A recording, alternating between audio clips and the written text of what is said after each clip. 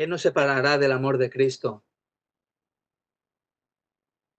Tribulación, angustia, problemas, pandemias. Pues que el Señor nos ayude y que Él nos bendiga. Vamos a poner este tiempo, esta reunión, para que el Señor la bendiga. Yo voy a pedir a nuestra hermana Patri que nos dirija al Señor en oración.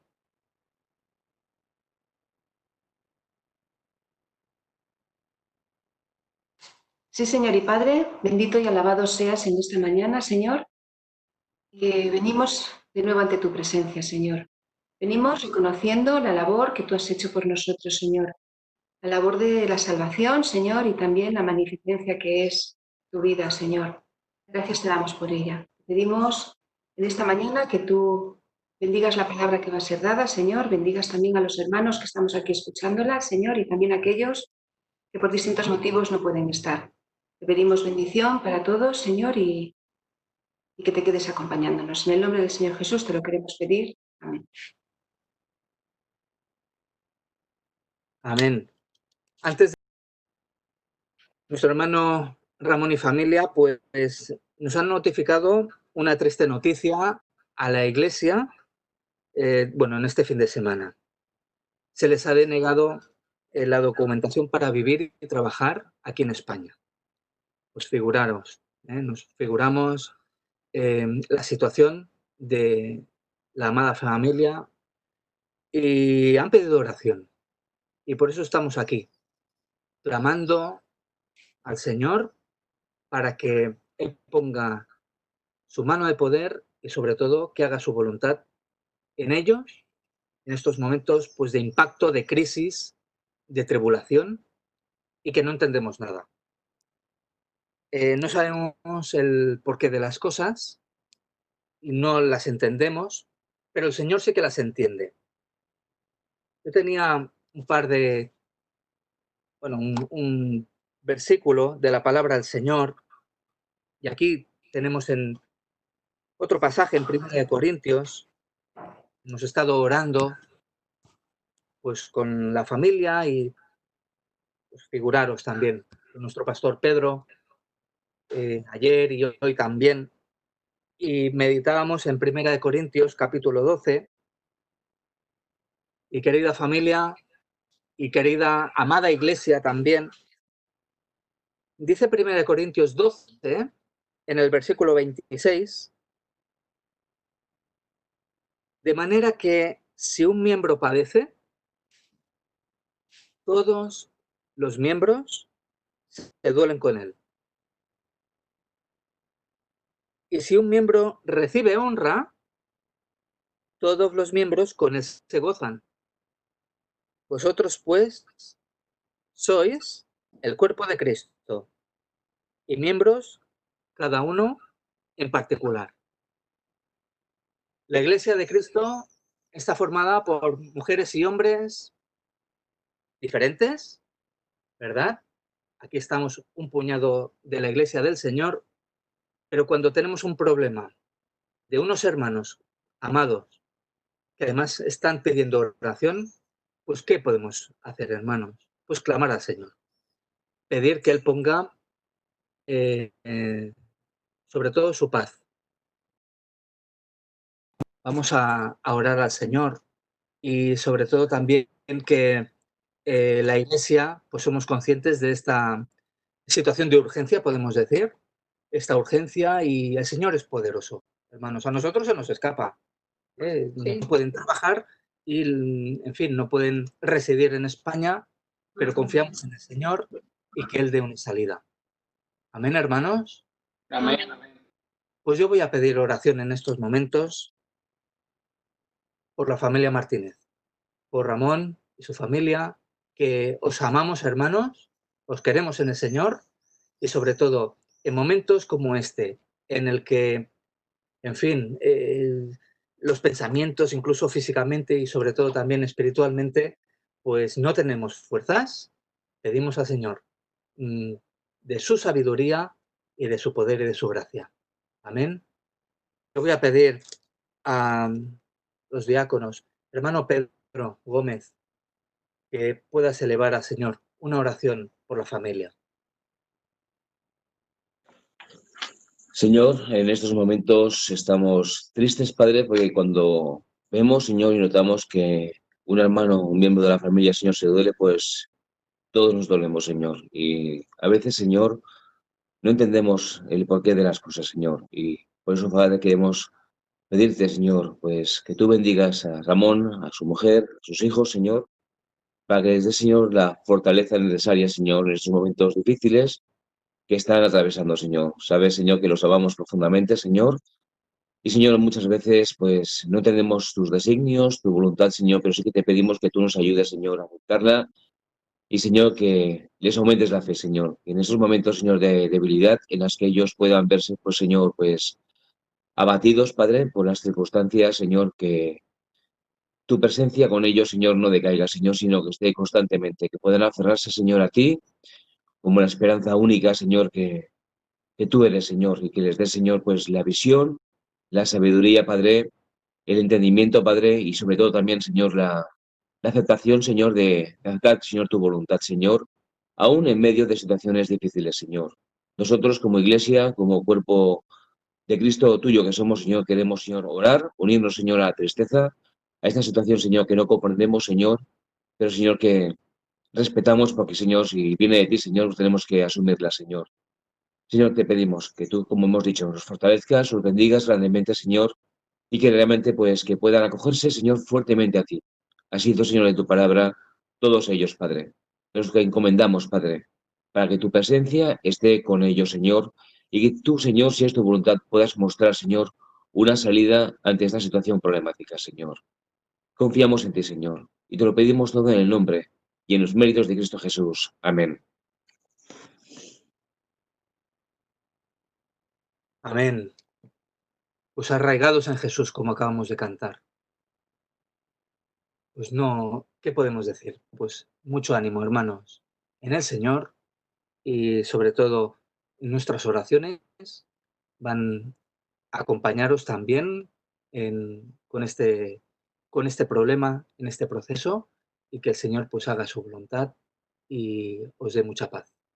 Amén, hermanos. Romanos capítulo 5. Justificados pues por la fe, tenemos paz para con Dios por medio de nuestro Señor Jesucristo, por quien también tenemos entrada por la fe a esta gracia en la cual estamos firmes y nos gloriamos en la esperanza de la gloria de Dios. Y no solo esto, sino que también nos gloriamos en las tribulaciones, sabiendo que la tribulación produce paciencia y la paciencia prueba, y la prueba esperanza. Y la esperanza no avergüenza, porque el amor de Dios ha sido derramado en nuestros corazones por el Espíritu Santo que nos fue dado. Porque Cristo, cuando aún éramos débiles, a su tiempo murió por los impíos. Amados hermanos y hermanas, qué palabras las del apóstol Pablo a los romanos, ¿verdad? Unas palabras que no tienen por menos que sacudir nuestra mente y nuestro corazón cuando venimos desnudos delante del Señor. Cuando venimos, pues, viendo su poder, su majestad, nuestra pequeñez, nuestro pecado, y cómo podemos acceder al trono de la gracia. El Señor nos dice que justificados, pues, por la fe. Tenemos paz para con Dios, no por nuestros méritos, no por nuestras obras, que pueden ser magníficas, fabulosas, increíbles, ¿verdad? No podemos acceder ahí, al trono de la gracia, sino a través de la gracia del Señor. Y el apóstol Pablo dice, tenemos paz para con Dios.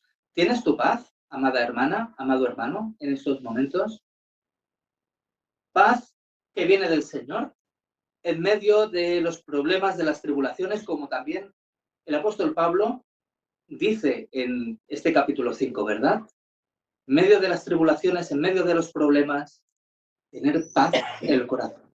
Y no es una paz pasajera, no es una paz humana, sino es una paz que viene de la salvación, el beneficio de la salvación, que aporta al alma, esa paz que viene de Dios. ¿Qué palabras? Las del apóstol. Y dice el versículo 8, que no he leído, un versículo pues también clave en el Nuevo Testamento y también está subrayado, yo creo, que en nuestras Biblias. Dice, mas Dios muestra su amor para con nosotros. ¿Cómo muestra su amor el Señor hacia nosotros?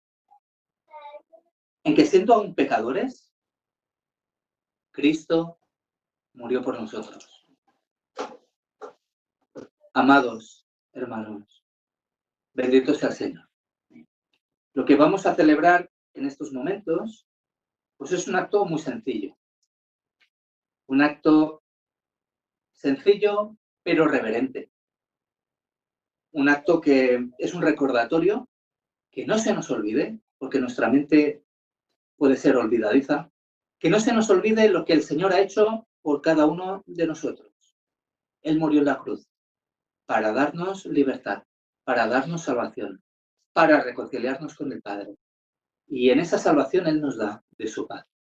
En estos momentos que la Iglesia reunida, todos juntos, clamando al Señor, todos juntos clamando unánimes, con una misma voz, en un mismo espíritu, pues también vamos a ir a la comunión, al partimiento del pan y del vino, juntos unánimes, sabiendo que el Señor está presidiendo este lugar, cada uno de nuestros hogares, no solamente hoy domingo, sino cada uno de los días de la semana, preside nuestro hogar y le decimos al Señor, preside tú mi vida, guía tú mis pasos.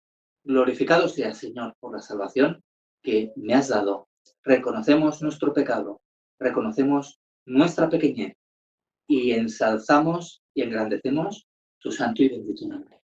Vamos a recordar en estos momentos de comunión, pues lo que está en el Evangelio y también lo que el apóstol Pablo nos recuerda, unos momentos de reflexión personal, porque iremos a 1 Corintios 11 recordando lo que el Señor ha hecho por nosotros.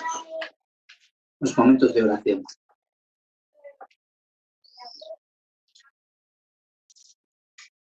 Pablo dice, porque yo recibí del Señor lo que también os enseño. El Señor Jesús, la noche que fue entregado, tomó pan y habiendo dado gracias, lo partió y dijo, tomad, comed, esto es mi cuerpo, que por vosotros es partido. Haced esto en memoria de mí. Asimismo tomó también la copa, después de haber cenado, diciendo, esta copa es el nuevo pacto en mi sangre. Haced esto todas las veces que la bebiereis en memoria de mí. Así, pues, todas las veces que comiereis este pan y bebiereis esta copa, la muerte del Señor anunciáis hasta que Él venga. Vamos a orar por el pan. Vamos a dar gracias al Señor en estos momentos de intimidad con Dios.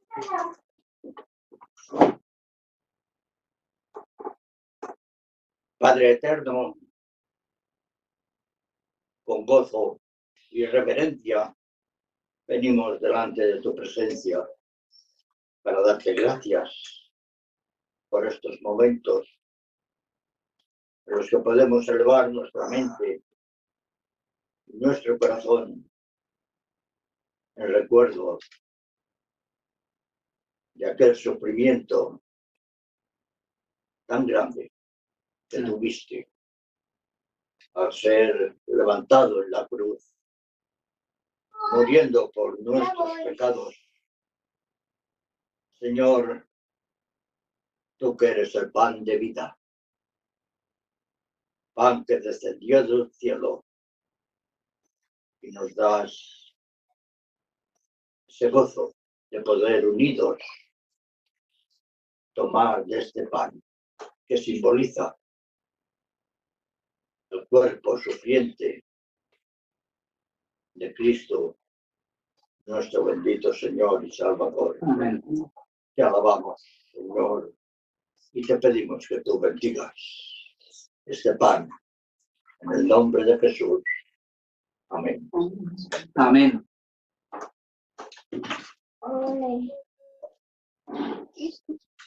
Momentos en los que podemos participar de la mesa del Señor. El Señor Jesús, la noche que fue entregado, tomó pan y habiendo dado gracias, lo partió y dijo: tomad, comed, esto es mi cuerpo, que por vosotros es partido, haced esto en memoria de mí. Y nosotros, en esta mañana, lo tomamos.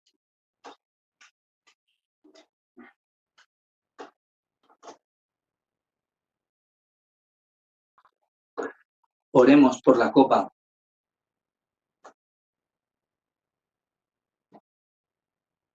Así, Señor, delante de tu presencia, nos gozamos en poder participar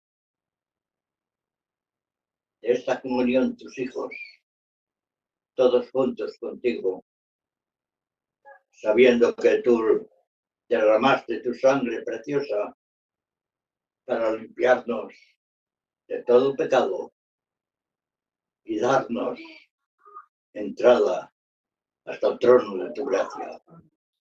Te alabamos por ello, Señor, porque al tomar este fruto de la vid podemos recordar tus sufrimientos Amén. y recordar la gloria que tú nos has dado. Recibe nuestra gratitud, nuestra alabanza, Señor, y al tomar de esta copa, la bendecimos en tu santo y divino nombre. Amén. Amén. Asimismo, tomó también la copa, después de haber cenado, diciendo: esta copa es el nuevo pacto en mi sangre. Haced esto todas las veces que la bebiereis en memoria de mí.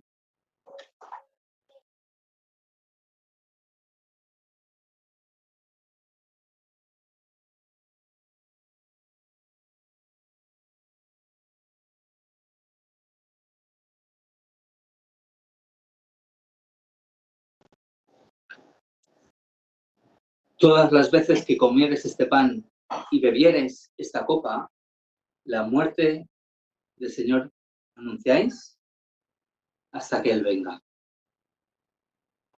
Maranata, ven, Señor Jesús, ven pronto.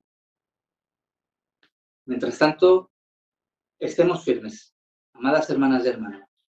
Estemos en comunión con el Señor, orando sin cesar y aferrados a su palabra.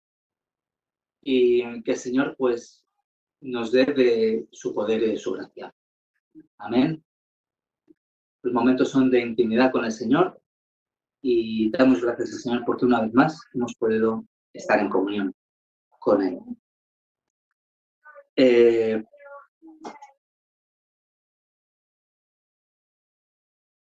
Buenos días a todos, hermanos.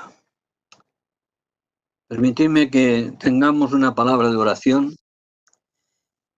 Señor, al acudir a tu palabra, queremos pedirte que abras nuestros ojos para mirar bien en las maravillas de tu ley y pedirte que tu bendición sea derramada sobre todos nosotros y sobre toda tu iglesia.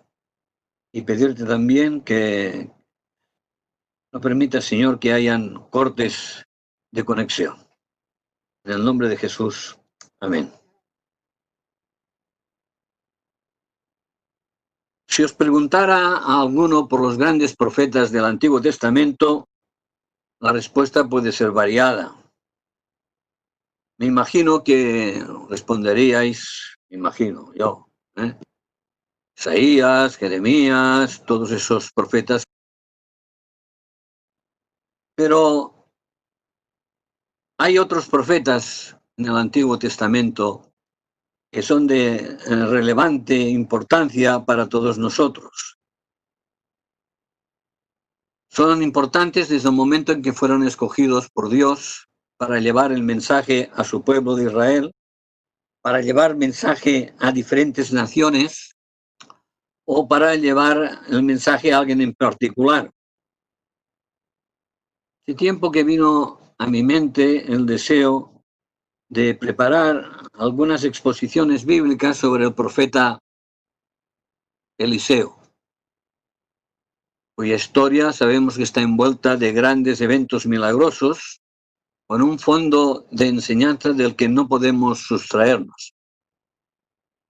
Pero, acudiendo a la palabra de Dios para ver los hechos del libro de Eliseo, me di cuenta de que, antes de hablar de Eliseo, era mucho más importante, o era importante, sobre todo, hablar de su antecesor espiritual, del profeta Elías.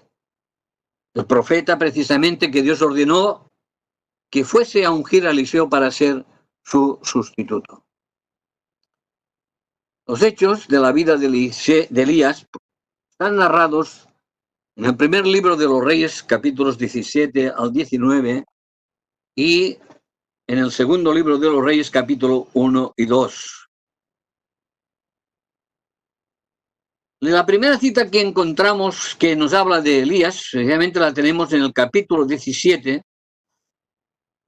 y es cuando Elías predice la sequía.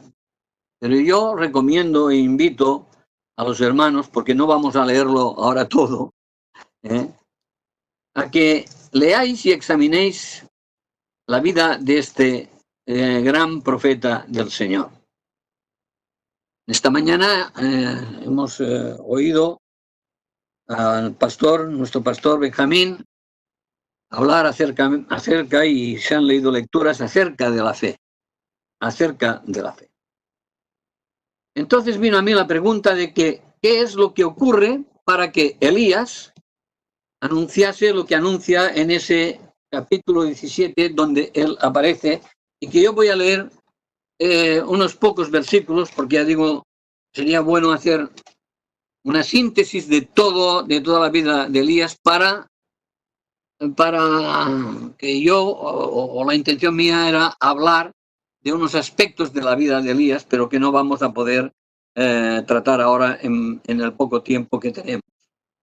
Pero dice así la palabra del Señor en el primer libro de Reyes, capítulo 17, en el versículo 1 dice: entonces Elías Tisbita, que era de los moradores de Galaad, dijo a Acab: vive Jehová Dios de Israel, en cuya presencia estoy, que no habrá lluvia ni rocío en estos años, sino por mi palabra. Y vino a él palabra de Jehová, diciendo: apártate de aquí y vuélvete al oriente, y escóndete en el arroyo de Querit, que está frente al Jordán.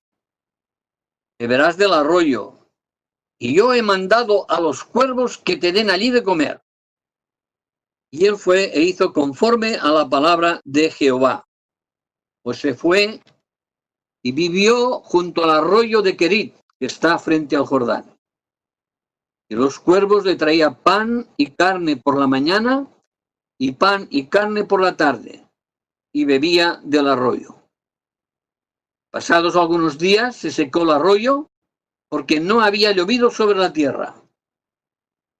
Vino a él palabra de Jehová diciendo: levántate, vete a Sarepta de Sidón, y mora allí. He aquí yo he dado orden allí a una mujer viuda que te sustente. Entonces él se levantó y se fue a Sarepta. Hasta aquí la lectura de la palabra del Señor, y que Él la bendiga en nuestros corazones. Amén. ¿Qué es lo que ocurre para que Elías anunciase la sequía sobre Israel? La frase es: vive Jehová Dios de Israel, en cuya presencia estoy, que no habrá lluvia ni rocío, sino por mi palabra. Elías es uno de los grandes profetas del Antiguo Testamento, y digo grande no porque tenga ningún libro escrito.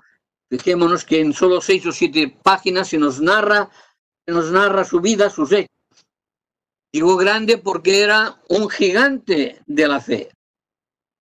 No un gigante físicamente hablando, sino un gigante de la fe. Por eso quisiera hablar de la fe de Elías. En primer lugar, notemos que el nombre de Elías significa Yahvé, Jehová es mi Dios. Una fe de la que podemos observar varios aspectos en su vida. Primero, valentía. En segundo lugar, obediencia.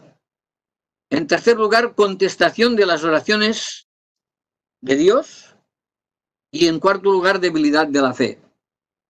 Naturalmente, para tratar esos 4 aspectos, nos tendríamos que ir y leer todos los 2 capítulos 17, 18 y 19, pero no vamos a hacerlo. Vamos primeramente a tratar la valentía de Elías. Este profeta que aparece en las Escrituras sin previo aviso, no leemos qué mensaje Dios le había ordenado, no leemos por qué le lleva a anunciar esto delante del rey Acab, delante del pueblo de Israel, en un momento crucial de la historia del pueblo de Israel.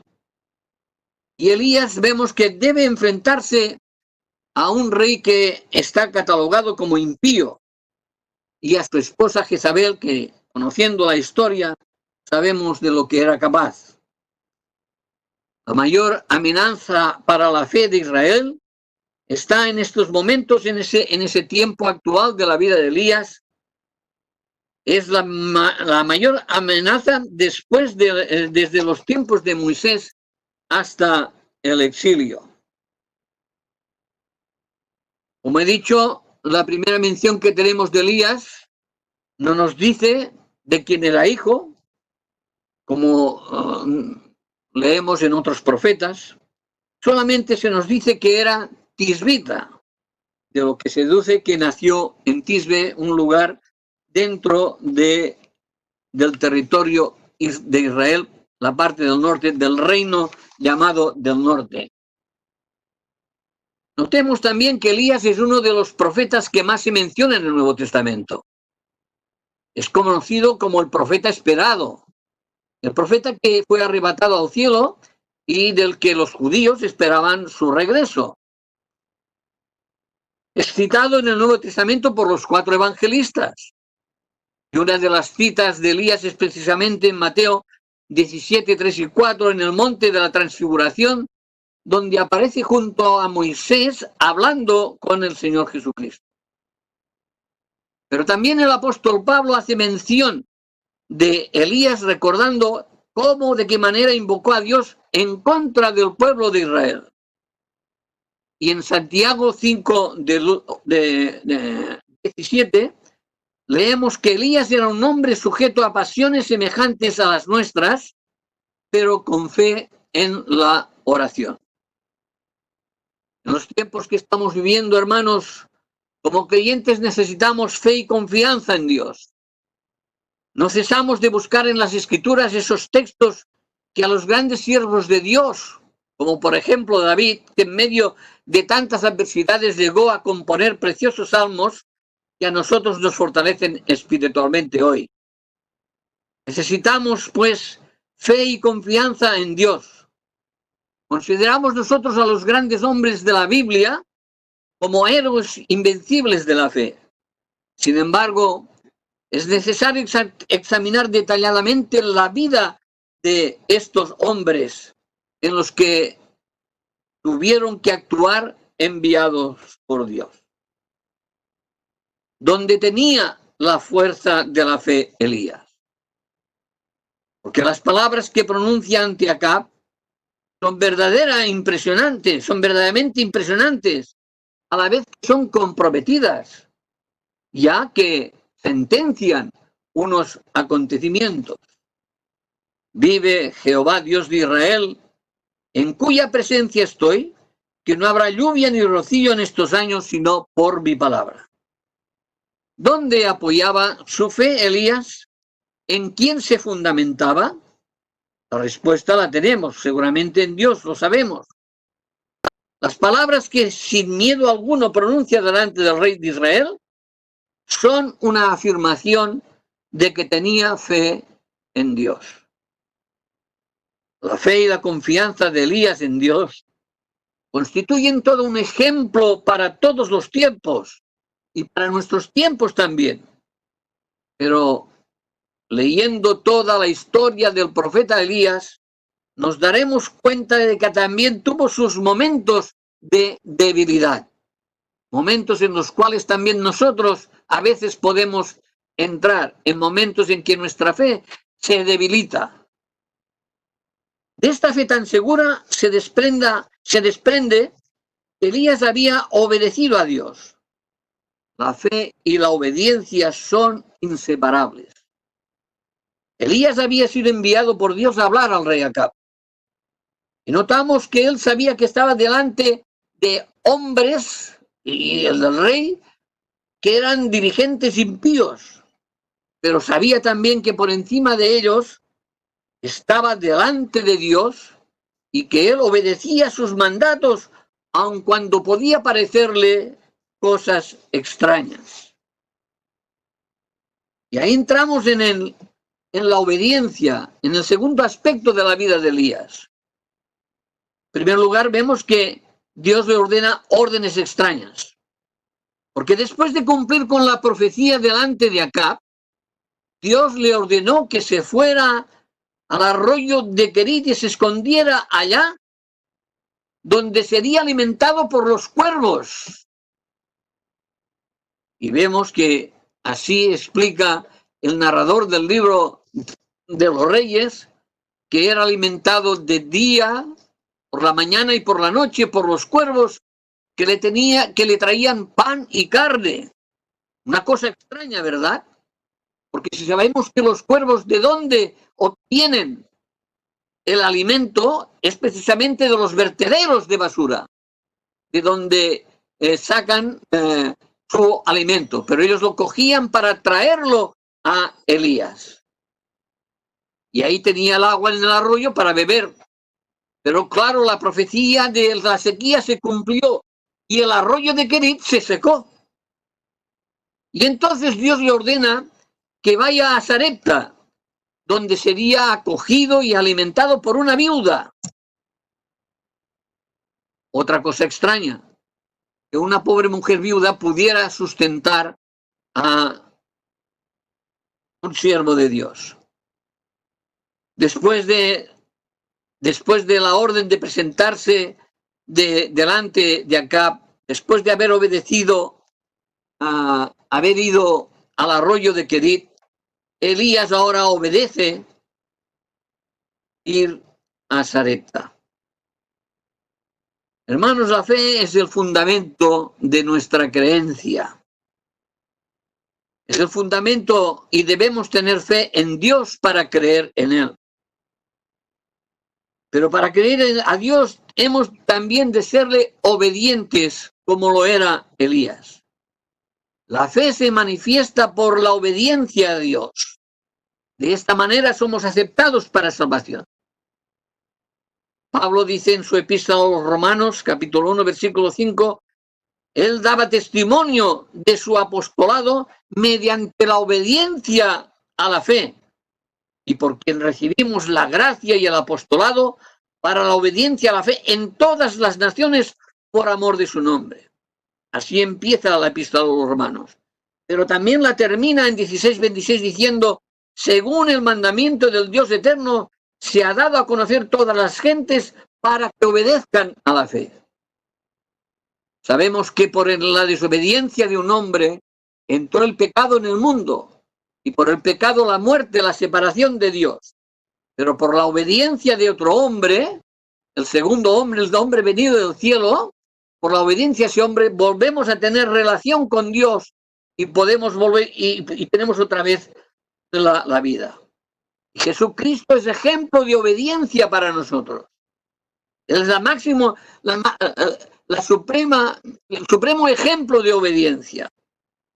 Filipenses 2:8 nos dice que Jesús, estando en la condición de hombre, se humilló a sí mismo, haciéndose obediente hasta la muerte y muerte de cruz. Esto es importantísimo, hermanos. Jesús, en su humillación, que se hizo hombre, obedeció hasta ir a la muerte. Sabemos también que Jesús es el autor y consumador de nuestra fe. En él se consuma nuestra fe. De que fe y obediencia van unidas. Leemos en Hebreos que Jesucristo, siendo hijo, por lo que aprendió a la obediencia, por lo que sufrió en sus sufrimientos, aprendió la obediencia. Qué cosa más extraña que el Hijo de Dios tuviera que aprender a ser obediente. Cumplió exactamente con el propósito en su obediencia, con el propósito para el que fue encarnado, ser el hombre perfecto y autor de eterna salvación para todos los que le obedecen. La obediencia es un tema importante en la vida del creyente. Cosas extrañas había ordenado a Elías Dios, pero en todas ellas obedeció.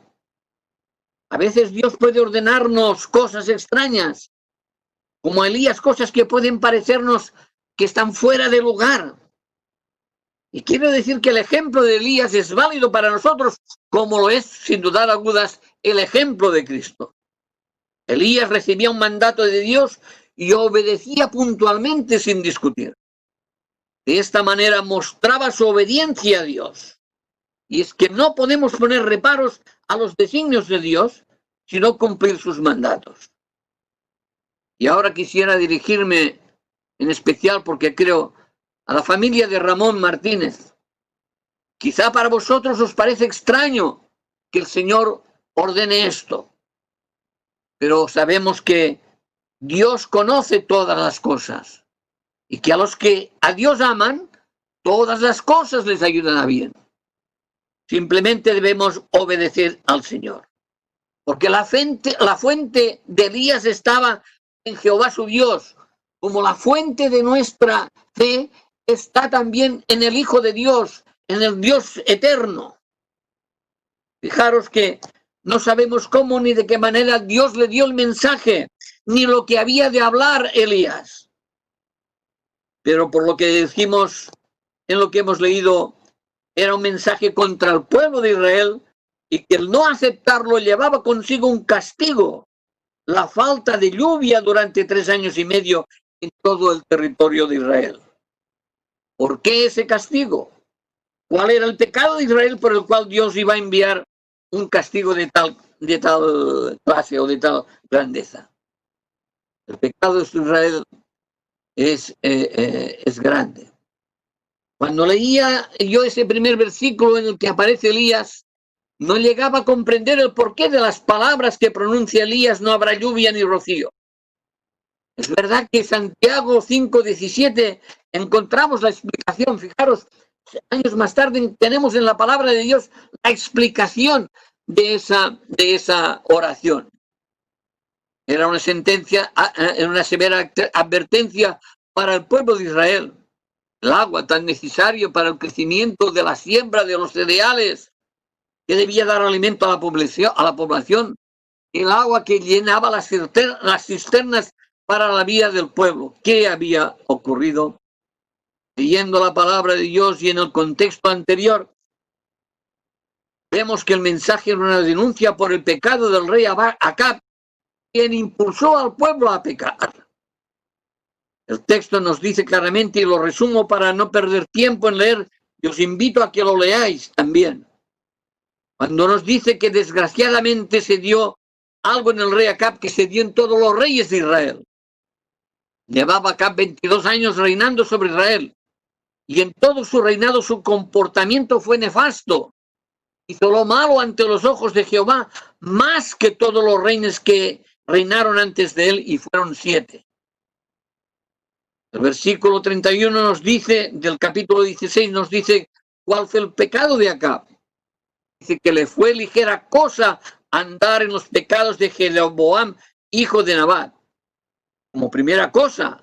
Y luego sigue mencionando sucesivamente pecados. Sirvió a Baal, lo adoró, le hizo altar, un templo en Samaria, hizo también una imagen de acera. Eran los mismos pecados que otro rey, Jeroboam, que también encontramos en el capítulo 12, había cometido. En Jeroboam, resumiendo también, dice que hizo 2 becerros de oro, una práctica pagana de los dioses de aquel tiempo, y colocó un becerro en Betel y otro en Dan. Betel cerca de Jerusalén y Dan la ciudad más al norte de Israel, y proclamar al pueblo que aquellos becerros eran los dioses que le sacaron de Egipto. ¿Y con qué propósito? Con el propósito de dividir al pueblo. Con los becerros de oro estableció 2 lugares de adoración para que las tribus del norte no fueran más a Jerusalén a adorar, al territorio del reino del sur. Eso era un propósito político. Pero encima añadió un pecado doble Jeroboam: ordenar sacerdotes que no pertenecían a la tribu de Leví. Así tenemos que había un pecado grande porque Acab hizo lo malo ante los ojos de Jehová más que todos los que reinaron. Pero Acab no escuchó a Elías y Dios le encarga que pronuncie el castigo. Acab e Israel seguían a Baal, que era el dios de la lluvia, el dios del trueno, el dios de la fertilidad. Asera era la llamada madre de todos los dioses. Era la gran diosa semítica de la fertilidad. En Baal tenían 450 profetas y Asera 400 profetas.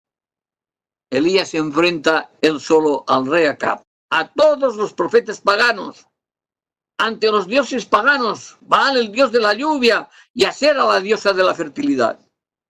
Pero Elías se propone manifestar que es Jehová el Dios de Israel quien controla la lluvia. Y dice que no habrá lluvia ni rocío en aquellos años, sino es por mi palabra. Palabra que Elías recibía de parte de Dios. Es curiosa la frase, vino a mi palabra de Jehová. Delante, en presencia, en cuya presencia estoy. En cuya presencia estoy. Podría parecer una suntuosidad por parte de Elías, sin embargo, lo que sucede a continuación nos demuestra que Dios sí que está con Elías. Cuando vemos que a pesar de las órdenes extrañas que le ordena, provee para sus necesidades cotidianas. Verdaderamente, hermanos, estamos ante un siervo de Dios con una fe dinámica. Elías puede decir: vive Jehová Dios de Israel, en cuya presencia estoy, que no habrá lluvia ni rocío en estos años, sino por mi palabra. Tenía toda su confianza puesta en el único Dios verdadero. No voy a decir ahora, hermanos, que nosotros tengamos dioses como Baal o como Asera, pero quizás puede ser también que hay algún dios entremetiéndose entre nosotros sin que nos demos cuenta. Quizá que no prestemos la debida atención al único Dios y sabio Dios, al verdadero Dios.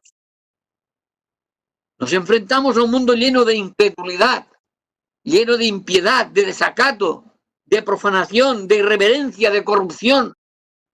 Cada cual se hace un Dios a su gusto.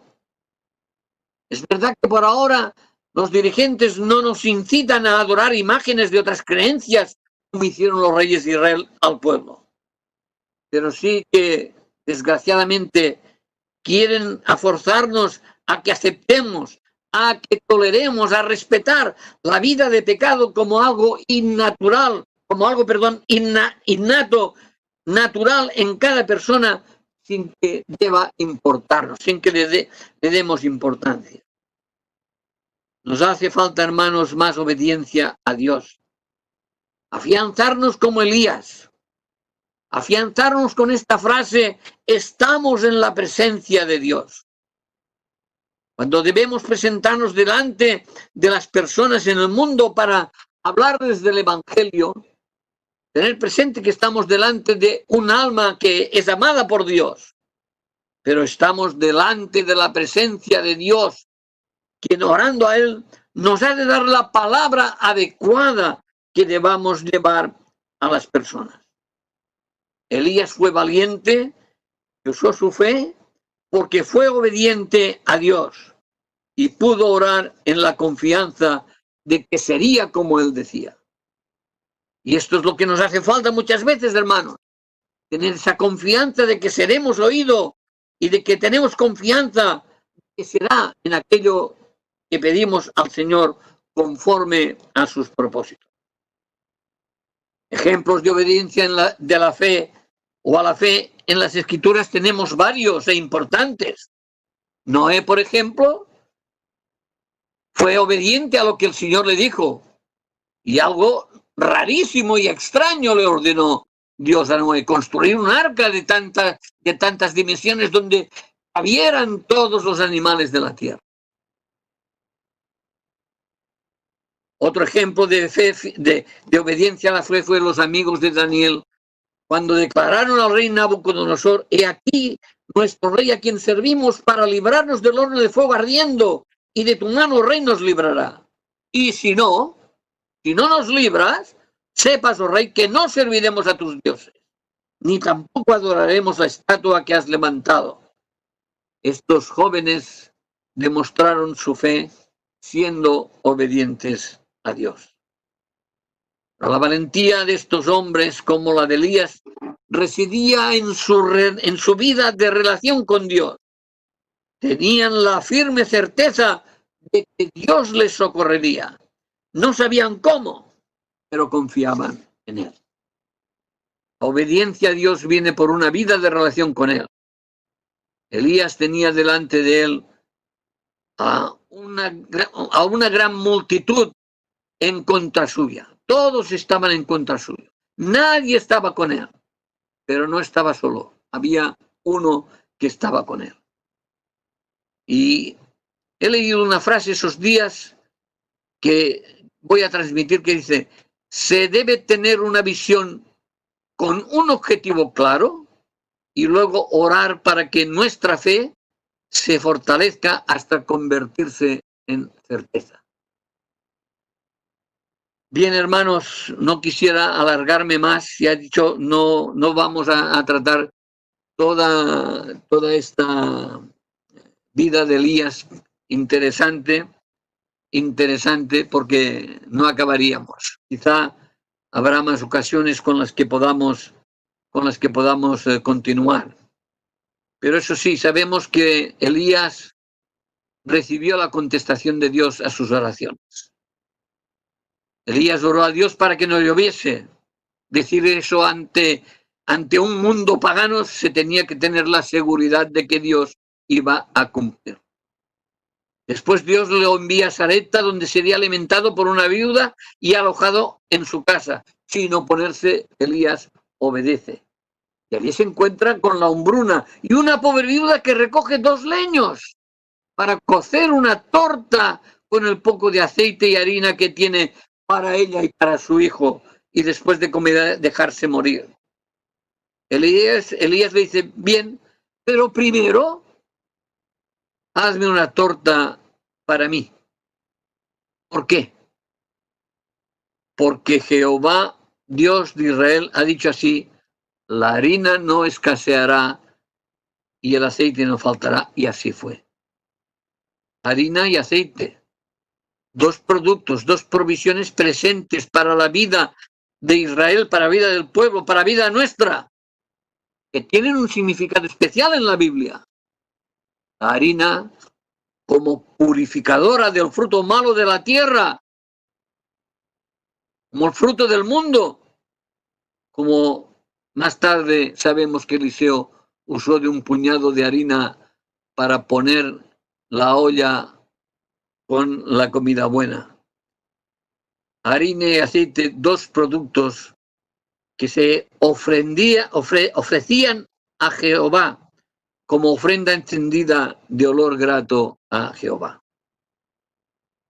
Pero aún más, dice, estando allí el hijo de la viuda se murió y Elías tuvo que clamar a Dios por 3 veces para que Dios volviera a la vida del muchacho.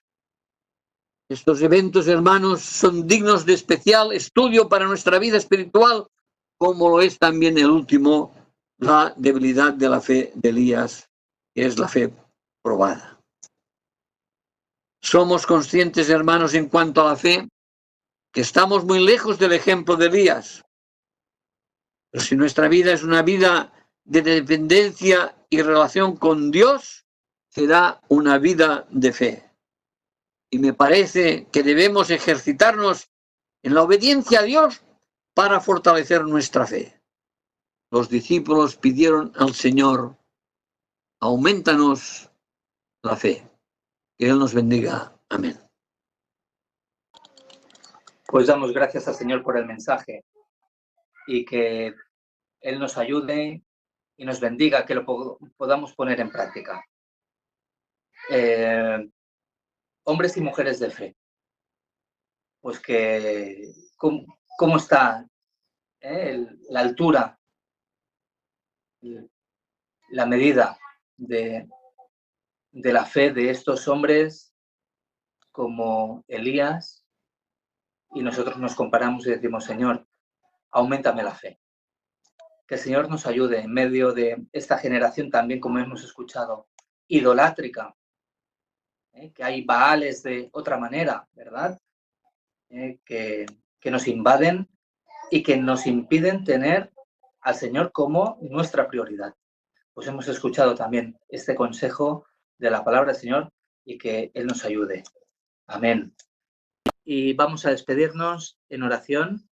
Vamos a pedir a nuestro pastor Pedro que Él nos despida con la oración final.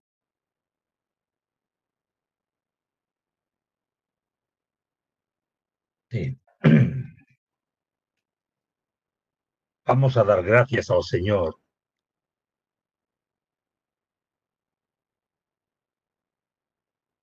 por esta reunión llena de sorpresas. Sorpresas muy latentes que están impresas en nuestros corazones. Estamos viendo cómo, a pesar de estos momentos difíciles en que vivimos, hermanos, las puertas de la iglesia están cerradas, pero nos estamos viendo. El coro no tiene lugar para ensayar,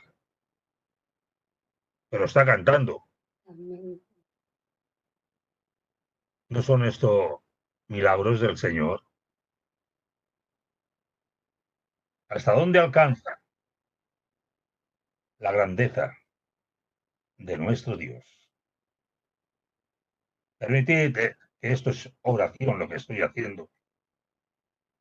Oración de gratitud porque hemos podido escuchar la palabra llena también de riqueza y sabiduría espiritual que llena el alma. La fe de hombres, de mujeres como nosotros, con nuestros momentos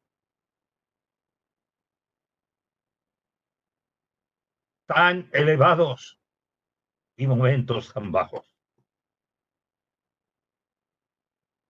Y permitid, hermanos, porque está en mi corazón, en oración al Señor podemos exponer. Gracias, Padre eterno, porque ¿a quién iremos si tú tienes palabras de vida y vida perdurable, de vida eterna? Gracias. Nos acordamos también de aquel momento en el aposento alto, cuando reunidos con tus discípulos, tú diste aquellas maravillosas promesas de amor que llenó el corazón de ellos y llena aún los nuestros. No se turbe vuestro corazón. Y esto, Señor, queremos cogernos a esta expresión tuya. No se turbe vuestro corazón. El tuyo no está turbado, Señor, porque tú quitas turbación del alma. Pero, Señor, tú nos dices con clara voz, no se turbe vuestro corazón. ¿Creéis en Dios?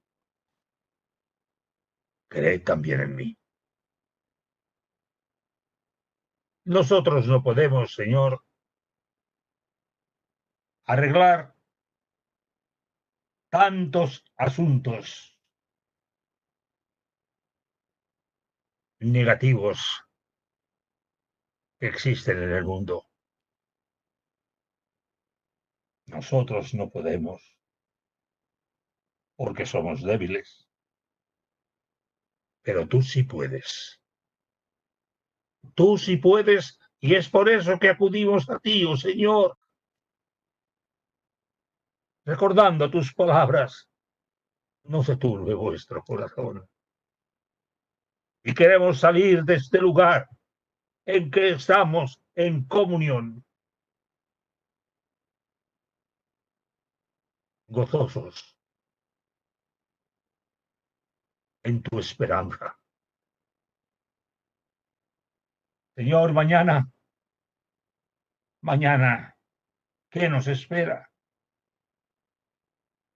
La turbación de un virus que nos atormenta, de enfermedad, de problemas sin fin. ¿Qué nos espera mañana? Pues nos espera tu palabra. No se turbe vuestro corazón. Queremos estar alentados, Señor, por tus palabras de amor, de compasión y misericordia. Oh Señor,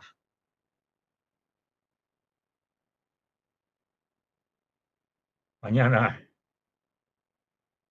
y todos los días de nuestra vida queremos estar y vivir con esperanza.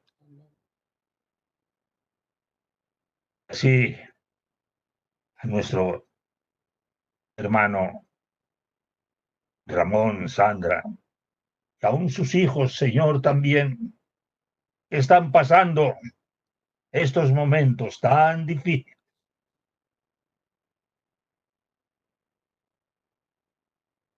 Te pedimos que sus corazones no se turben. Pueden estar tristes, pero no vencidos. Y yo te pido perdón, Señor, porque ante el cuadro de mis hermanos, yo me pregunto, ¿por qué me voy a quejar mañana? ¿Porque no tengo fuerzas? Señor, atiende, te pedimos a nuestros hermanos,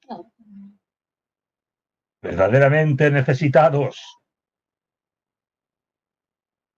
que la angustia salga del corazón. Muéstranos, Señor, tu gloria y haz que podamos contemplar el lugar donde tú estás y a donde nosotros vamos, la casa del Padre. Oh Señor, mientras tanto, danos capacidad para amarte, servirte, obedecerte. Oh Señor, a todos los sufrientes, aun aquellos que están alrededor nuestro, Señor, que no veamos turbación, sino esperanza. Esperanza. Todo esto te lo pedimos en el nombre de Jesús. Amén.